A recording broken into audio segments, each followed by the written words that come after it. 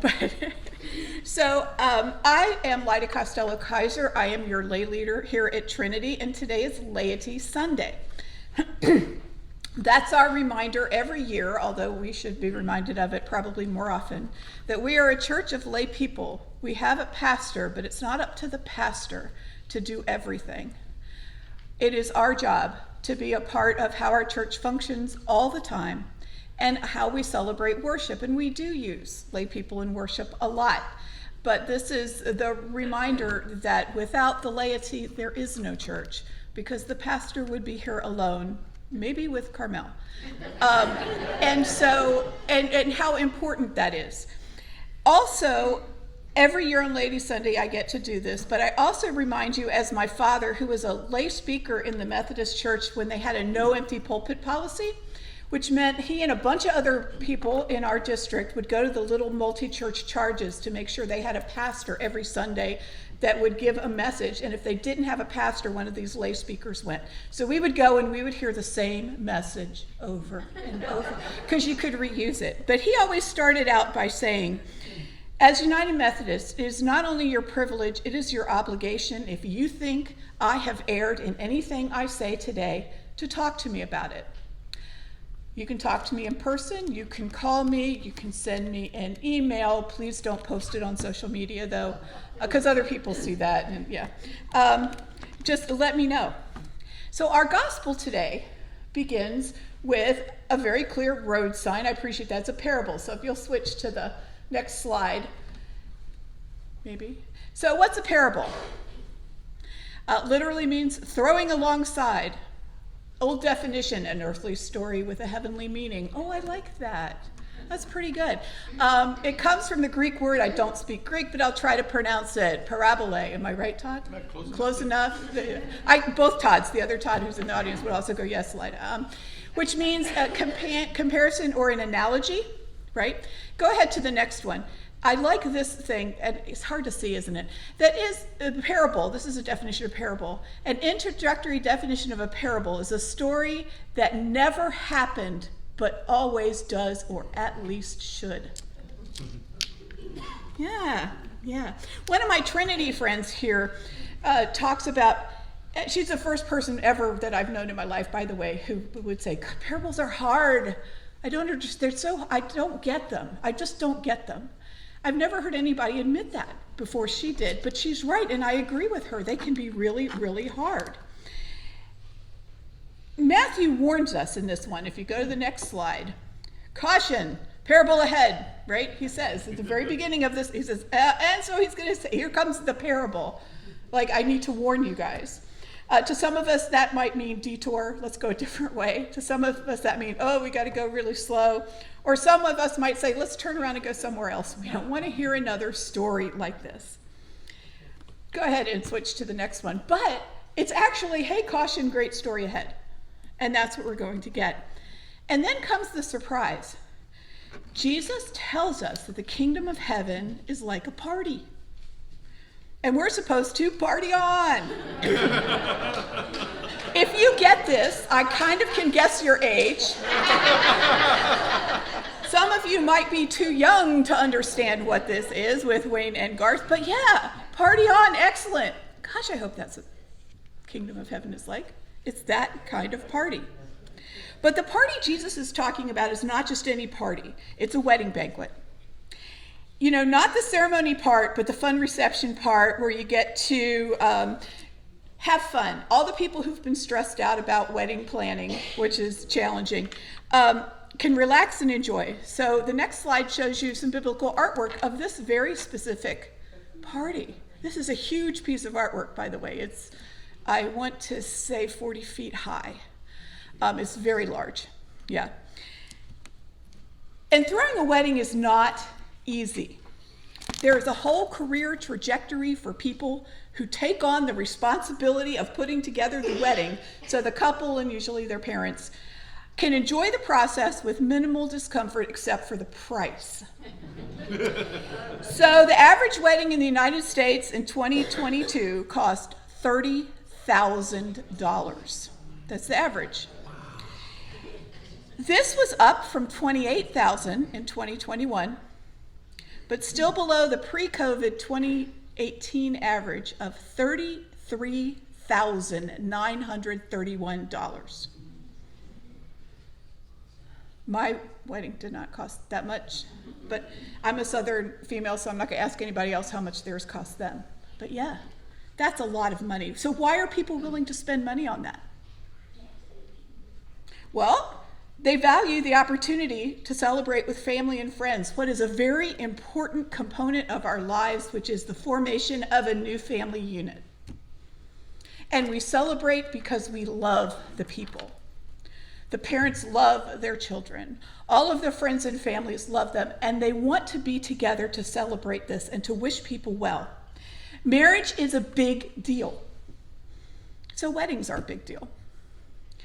In society, we kind of look at weddings as theater or spectator sport, right? If we're not a party in there, we go for the show, and then we get treated to food, especially cake, drink, music, dancing, right? All for the price we pay of a gift that we give the couple to help them get on a good start in their life together as we wish them well.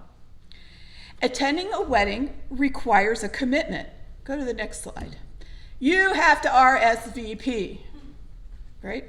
Now today you're probably doing that online on sites like the Knot or Zola, or sometimes even through specific sites that a couple sets up for their wedding, where you can go say whether you're coming, what kind of food you need to eat, and by the way, even choose songs for the DJ to play. Yeah, we promise to come so that whoever is actually paying for this reserves our seat, and they hand over their cash. I don't hand over my cash, they hand over theirs. Then we show up dressed appropriately, and by the way, the invitation might have told us what is or is not appropriate for that specific wedding. We pay attention at the wedding, maybe we cry, we smile, and we wish the couple well as they begin life's journey. It's kind of almost a transactional relationship, but in the best sense, right? You shouldn't go if you don't wish them well. Your gift is a symbol of your hopes for their future. And in Methodist wedding services, there is the potential for the congregation to actually speak up and promise to support the couple, to remind them that they're not in this by themselves. They have people around them who care. And our weddings are so important that every year couples celebrate them. Often they get acknowledged by friends and family. They get cards and gifts and posts on social media, right? That's how big a deal it is. I wonder if in this story, the couple getting married every year sat there and said, hey, remember our wedding when nobody came? Wow. Yeah. Because in this gospel, the guests are invited, but they don't show up. Have you ever done that? Said you were going to be somewhere and not shown up? Maybe you forgot. Maybe you found something you'd rather do instead. Maybe you never intended to go in the first place, but you just said yeah because you didn't want to be the person that said no. But did you RSVP? Did you commit and then not go? Go to the next slide real quick. Today, you can actually go online and Google how to fill out a wedding RSVP card if you don't know how to do it, including the online ones. So there isn't an excuse. Maybe you didn't respond at all. In current terminology, what the kids say, this is ghosting, where you just stop communications with somebody to avoid them. There's not always a good reason, there might be, but you just do that because it's easier than dealing with them. Frequently, people respond to their presence with a maybe. This does not work for weddings, where every guest has a price attached for whatever it is they're going to get to eat and drink, right? There's per person costs. What does your maybe mean? That you'll come if you feel like it? That you'll come maybe unless you get a better offer or you can't find a date, you aren't going to come if you don't have a date. Or that you just don't have enough emotional attachment or commitment to the people getting married that you're not so sure about coming. Because you got to make time in your schedule. Yeah, you can say no, or in the words of Emily Post, regret, right? I regret that I cannot attend. You might have a good reason: illness, lack of funds for travel, work, other things you cannot reschedule. There are good reasons not to attend. And I would say to you that if you really don't want to be there and can't wholeheartedly support the couple who are getting married, you really shouldn't go. They deserve to have people who love and care about them at their wedding. But if you do show up, you better be prepared.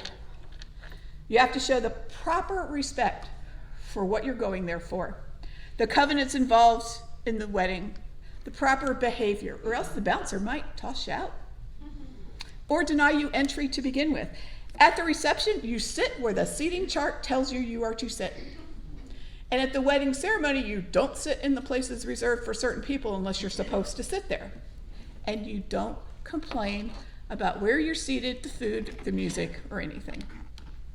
Years ago, there was a movie called The Wedding Crashers. Absolutely not a spiritually based film. So two friends crash all these society weddings, and they're able to do it because they can get their hands sometimes on a copy of the invitation, but they're dressed right, and they know where they're going and know what they're doing. Those guys went to the wedding with the exact clothing and attitude that you should have when you go, even if it was for selfish reasons. So go back to this parable. In this parable, the person who shows up without commitment, go ahead and go to the next slide, and therefore not dressed for the wedding feast, there he is. Look, they have him like even tied up. They're really seriously tossing him out. He does not show respect for the invitation and the honor that it was to be asked to come in. Not just a fashion faux pas, it's much deeper. He's thumbing his nose at the couple that's being honored and the person who's throwing the party, the father. And he kind of comes to a messy end, right? They toss him out into the darkness. He's right where all the good stuff is, and sorry, you didn't prepare yourself for this, so you can't stay. What does that mean for us and the idea of the kingdom of heaven is like a party?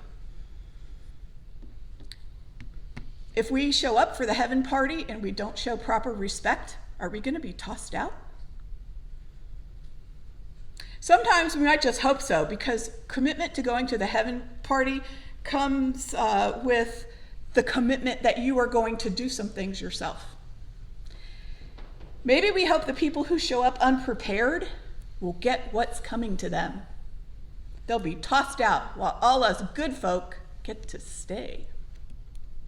But the real issue is whether we prepared appropriately to participate in the heaven party. Did we RSVP with a yes and mean it? Did we take the time to get ready, to be clothed in respect and bring our gifts of faith and good works? Do we really want to be there? Are we honored by the invitation and approach our attendance joyfully with love in our hearts? And do we acknowledge that it's not up to us who else is invited?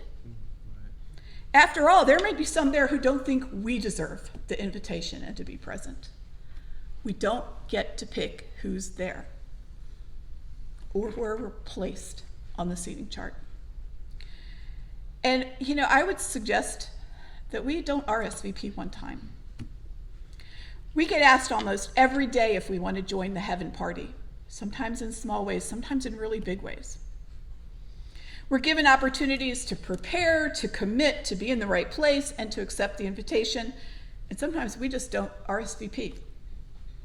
And sometimes we say yes, but we don't show. And sometimes we plan to attend, but we really don't celebrate the opportunity. It's just one more thing we have to do. And as human beings, we just don't always get it right. But God keeps inviting us, even when we're the ones ghosting God and pretending that God is not there and avoiding God. God keeps inviting us. As Jesus said, God is inviting us to the heaven party. Go ahead, go to the next slide. Yeah, it's God's party. It's not my party. It's not your party. It's not Trinity's party. It's God's party. God wants us to party on. It'll be excellent. We know this.